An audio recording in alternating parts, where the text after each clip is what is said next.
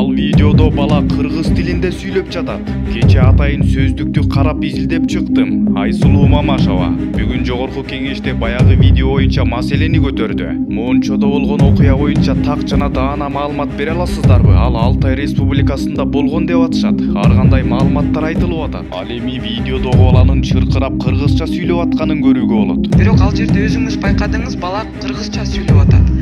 Эл чындыкты билсин. Анан МВДге дагы чоң сураныч.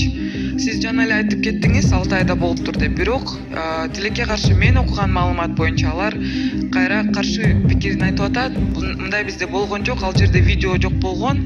Анан тилдерибиз окшош, ооба. Бирок ал жерде өзүңүз байкадыңыз, бала кыргызча сүйлөп атат. Ушуну дагы бир жолу тактап көрүңүздөрчү, анткени алтайлык коллегаларыңыздар менен чалышып, материалдарды сураңыздар. Ал жер өзүңүз көрдүңүз, видео материалдар жок болчу деп алар маалыматтар катышты. Ошондо мен бир аз түшүнбөй атам да. Жакшылап тактап бериңиздер бул маалыматты, өзүңүз түшүнөсүз. Бизде тилекке каршы күндөн күнгө күчөп атат бул маселе. Бул абдан маанилүү маселе. Биз балдарды колдон келишинче коргошубуз керек. Бул биздин биринчи милдет. Эл чындыкты билсин. Экс-премьер-министр Мухаммед Калый Абылгазиев камакка алынды. Бул тууралуу 24 KG агенттигине өздүк булактар билдирген. Мухаммед Калый Абылгазиев мыйзамсыз баюу боюнча козголгон кылмыш ишинин алкагында кармалганы такталды. Бүгүн 26 январь аны суракка чакырышкан. Мындан тышкары Мухаммед Калый Абылгазиевдин кум төргенине байланыштуу ишке тиешеси бар экени белгилүү болду. Кылмыш иштин чоо жайы азырынча айтыла элек деп жазат 24 KG агенттиги. Садыр Жапаров коррупция жоголбой жатат.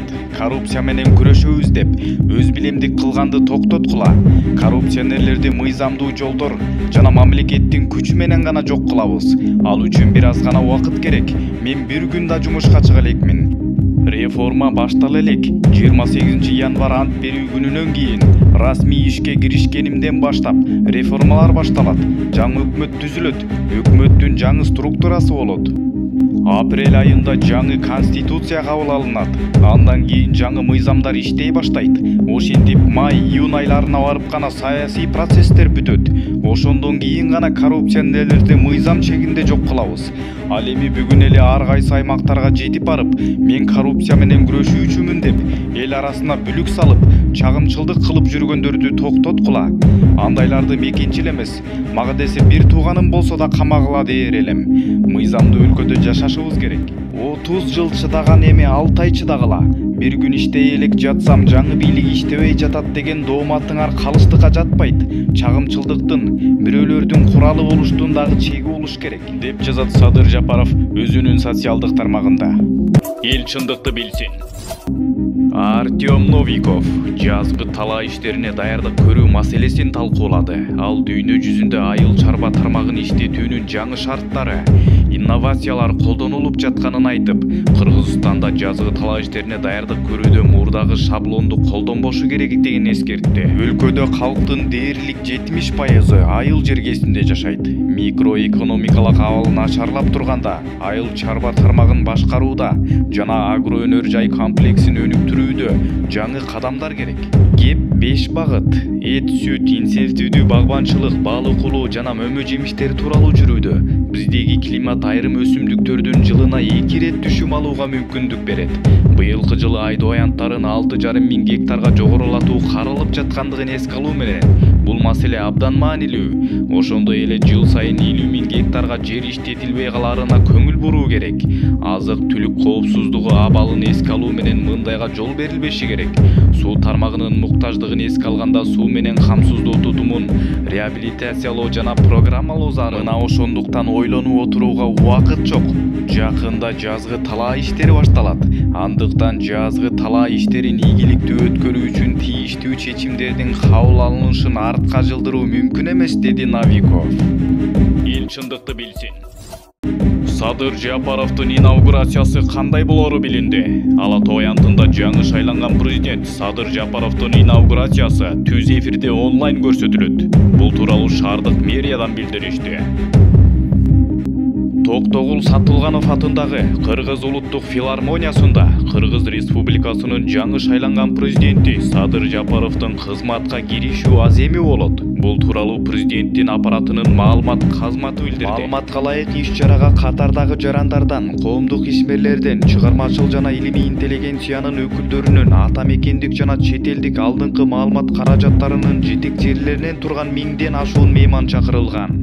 Белгилей кетчү жагдай, чакырылган меймандардын бардыгы коронавирус инфекциясына ПЦР анализдерин тапшырышканын белгилей кетүү керек. Иш-чара бардык санитардык эпидемиологиялык талаптарга ылайык уюштурулду. Ал эми инаугурация аземи Кыргыз Республикасынын коомдук телерадио берүү корпорациясы жана республикалык телеканалдар аркылуу түз эфирде көрсөтүлөт. Мындан сырткары Бишкек шаарынын Борбордук Ала Тоо аянтында шаардыктар үчүн иш-чара түз эфирде көрсөтүлөт. Эл чындыкты билсин. Абдил Сегизбаевдин жубайы Абдилдин абалын билбейм, убактылуу кармоочу жайдын ичи сыз дешти. Абдил Сегизбаевди Бишкек ШИИБинин убактылуу кармоочу жайынан аскер прокуратурасына алып кеткендиги маалым болду.